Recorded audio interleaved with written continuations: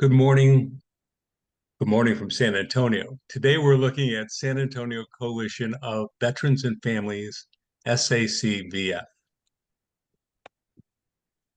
Before we get started, some housekeeping things. San Antonio Coalition of Veterans and Families, that's the sponsor of the YouTube channel. You might see a connection there from the first slide. The mission, immediate assistance for homeless vets. Please feel free to hit the like button. You do us a great favor if you subscribe to our channel. Our guest speaker today, Tony Fuentes, obviously he's from the coalition. He's the CEO / director and chief spokesperson. The mission, emergency response. You can read it on the screen. We serve veterans and their families who need shelter, food, and short-term financial assistance. The niche is to get people off the street immediately and into other service providers. The coalition has a monthly meeting at Laurel Ridge Treatment Center at the first Wednesday, and it starts at 11:30. Nice meeting. We also feed you, which is a wonderful thing. We have the address, the mission of the meeting. Please feel free to attend. It's very worthwhile. Contact info, the email, the phone. This is a nonprofit. And our social media, the QR codes for our website, Facebook, and YouTube. YouTube is our latest endeavor. This is part of it. One more thing, in the past legislative session, Tony and the SACVF team was recognized by the Texas legislature for his and their work and the efforts of the coalition. Okay, at that point, without further ado, Tony, good morning. Morning, Bob. Thank you for having me this morning. I appreciate you coming on. So I can't pretend I don't know you or I haven't heard you speak before. Yes, sir. So let's start something I ask almost every guest we have. You're a veteran. Yes, sir. Okay. I served in the Army, joined right out of high school. I volunteered, and then at the time Vietnam was going on, and I chose to, once I entered the military, I chose to volunteer to go to Vietnam, and 9 months later, I was there, and I was a combat medic out there and did a tour and a half. I guess I'm halfway through my second tour. It's when Nixon started pulling us out. So I was, pulled out maybe halfway through my second tour. But it was my honor to serve my country and be able to take care of our soldiers that were going through issues there in Vietnam as a medic and taking care of them. Now, somehow in your travels, you bumped into the coalition. How did you get involved? Well, that's really a long story. And we'll take the abridged version. As a lot of us do, and most of all, I want to give all the glory to God, for what He's done in my life in the past 18 years. And the coalition has been around since 2007. It was run by Lieutenant Colonel Hector Villarreal, very incredible human being. And they were doing the meetings as we continue to do them now monthly, but they will refer the veterans out. And when I met the colonel, I was in one of my lowest points in my life, but the gentleman came into my life and just turned my life around. He mentored me. And again, most of all, he introduced me to Jesus Christ and all the issues that I was dealing with. It took time for me to deal with them, the demons that we bring back from combat. But I dealt with them, and it turned my life around. But in 2019, he contracted cancer, and we used to meet for breakfast, and we met one morning, and he told me about the diagnosis, and he asked me, "I want you to take over my coalition." Well, he didn't ask me; he told me, "I want you to take over my coalition." And At the time, I had a job at Warm Springs as a military liaison, a job that I loved. But I told him no, because who's going to replace Lieutenant Colonel with what he had built within the coalition? I didn't feel worthy to take over his position. Who's going to fill the gentleman's shoes? And I had a full time job. But as the story continues, 2019, COVID came and changed a lot of dynamics at where I was working at. Well, they laid me off. Not long after the colonel got sick. So, I'd chosen to retire. I was already in retirement age during my Social Security. And when I went to go see him to let him know that I was laid off, he was pretty ill already. He was pretty much on his deathbed. And I leaned over on the chair and looked at him and I said, "Sir, I got laid off today." So he rolls over, he smiles at me. And he says, "So what's your excuse for not running my outfit now?" He goes, "You don't have a job." Interesting. Karma. And you know, um, the writing was on the wall for this to happen, and of course I accepted, and without even knowing what I was going to do, and I accepted. I came back and told him, "Okay, I'm your guy," and he passed away 4 days later. And very difficult, but as Bonnie, his wife, says, he was just waiting for you to take over his coalition, Tony. I said, "Yes, ma'am. I feel the same way." And Tony, when I said karma before, I do believe it was meant to be. mm, The coalition has a very unique niche, and I don't know if people really understand exactly what it does. yeah. So, if you Well, could. that's where kind of when I came on, being the combat medic in Vietnam, uh, when someone gets injured in combat, the first guy that responds is the medic, correct? So I kind of built the coalition under the same aspect. I didn't want to just do meetings. I don't want to refer somebody out. If they come to us, we're going to be the immediate response. So we created Operation Emergent Needs. And, of course, it took a lot of work to do that. We started having to do fundraising to be able to do the things that we did. So what we started doing is helping veterans with immediate need of shelter. We get a homeless veteran. Of course, we vet them. We ask for a DD-214 and ID. We kind of find out what's going on and why in that situation. We get them in the hotel for 7 days. Then we set them up with the different organizations that can help them further. Same thing with food insecurities. And one of the things, and I want to step back a little bit. One of the things that we're finding out too, the homeless, a lot of them are female veterans with children that are sleeping in their cars. They're unacceptable. That's unacceptable. So we give them 2 weeks to give them more of an opportunity to find, somewhere to go more permanently, more stable. We pay HEB gift cards. With the economy, there's a lot of people that are going through food insecurities. So same thing, we do an intake on them. We bring them into the office. We give them $100 HEB gift card. But we mentor them. We find out what's going on, and some of these guys, we need to give them a kick in the butt that they're just being not wanting to get out there and get a job. So, we do it in a kind way, it's not like, but, we need to kind of, hey, look, we're military guys. You need to get out there and get a job. We pay utility bills up to $200.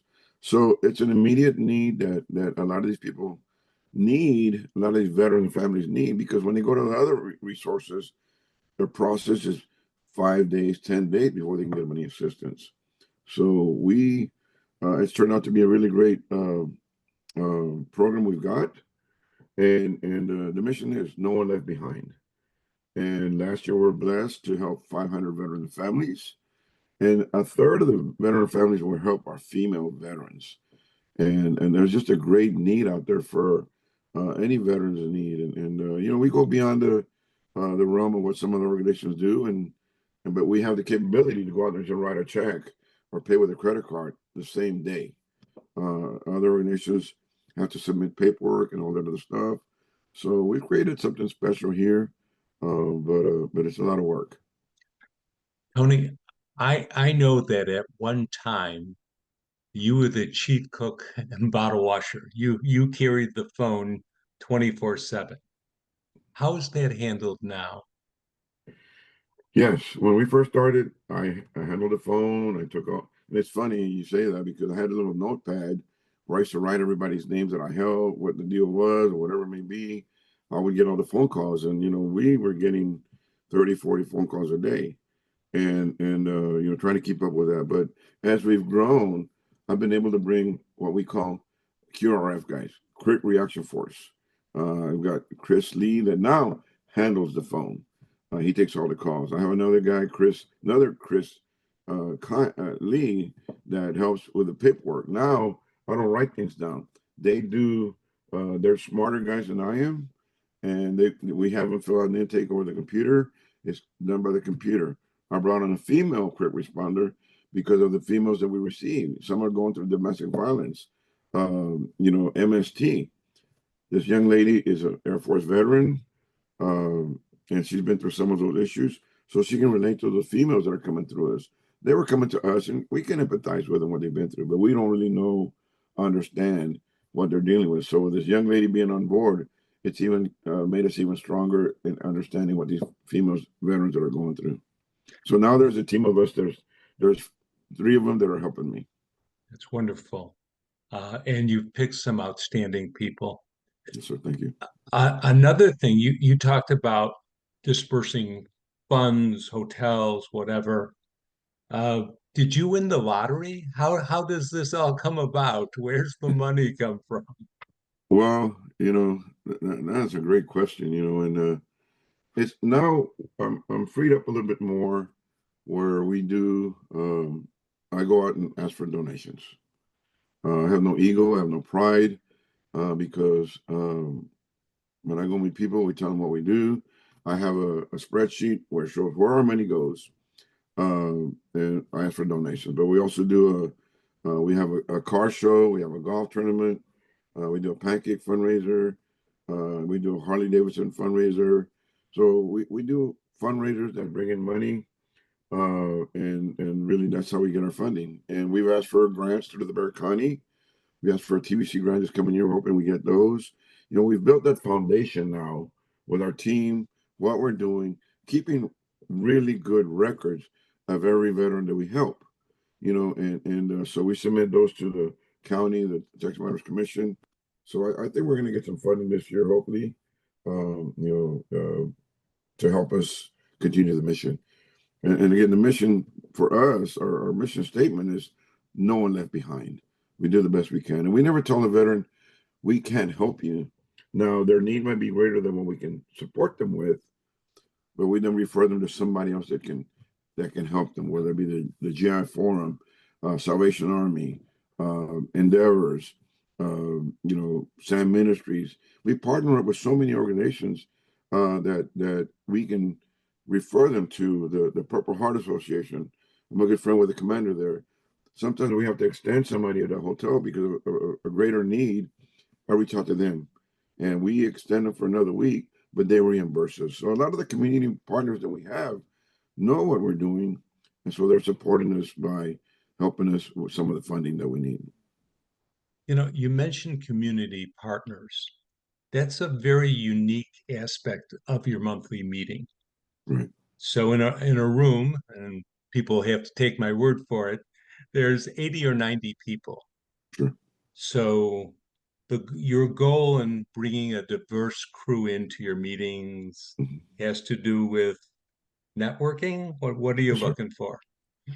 Well, one of the things that I've always stressed when we do our meetings, one organization can do it all, and by bringing these groups together, you know, they get to network with one another. We get to know what they do. They get to know what we do, and it's about educating the community what's out there, and we get referrals from the VA. We get referrals from the Salvation Army. We get referrals from 211.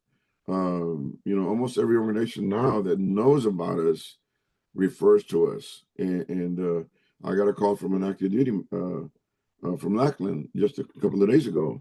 They had an active duty service member that their home burnt down, and none of the veteran organizations was able to would tell them, well, we only help veterans. We don't have active duty. We step outside the box, and we offered to help this service member, Air Force young man, but luckily I referred him to the Red Cross. I said, we reached out to the Red Cross. No, we haven't. Well, reach out to them.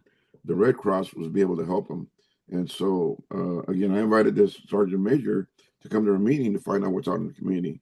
So, I mean, we're here to support anybody, whether you're active duty, veteran, or veteran spouse, veteran and families, right? So we're up to the task and the challenge to help those that are struggling. Tony, for the last 7 years, you've been burning the candle at both ends to make this organization go. Yes, sir. But when you get a chance to catch your breath and take a step back, Mhm. what do you see in the future?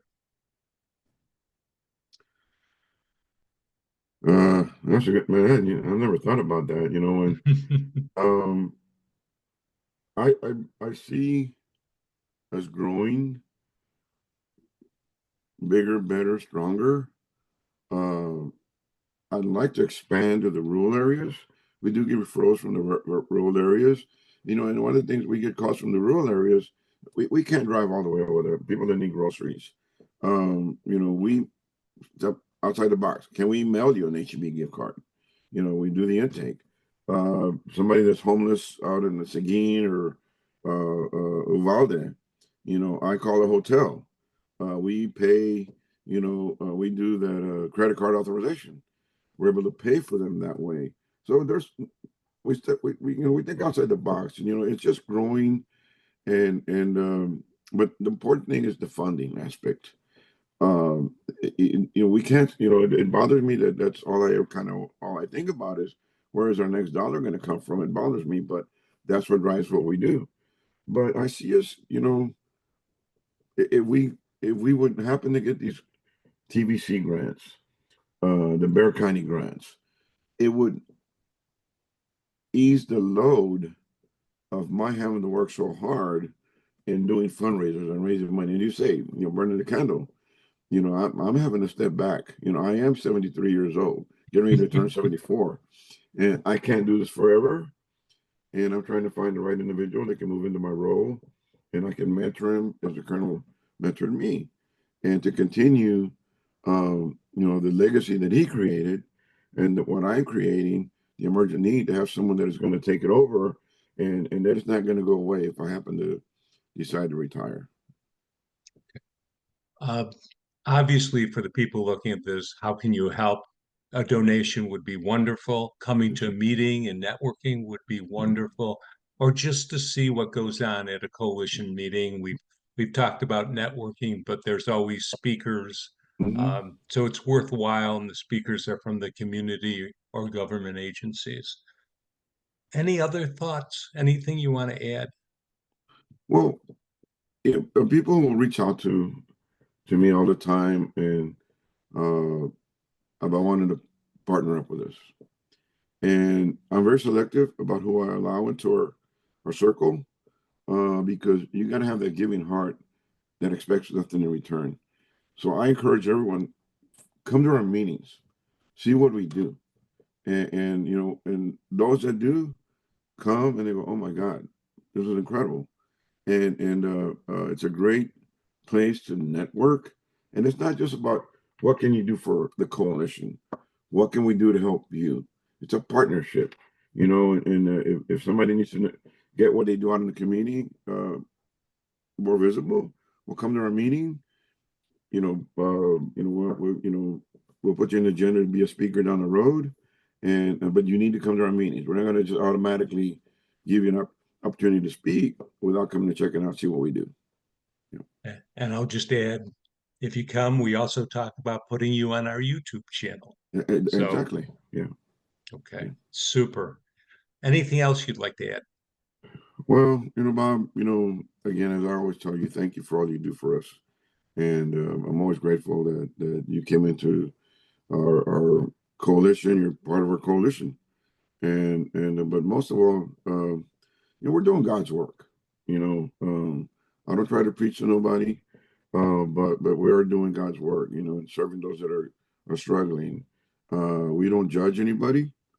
We're here to help, and we need everyone's support, and come out to the meetings, and we have a great time. We do also raffles there at the end.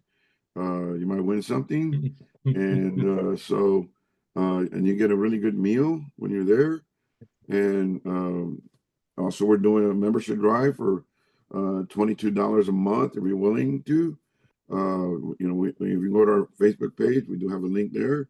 And the reason we chose $22 because $22, 22 veterans are committing suicide a day.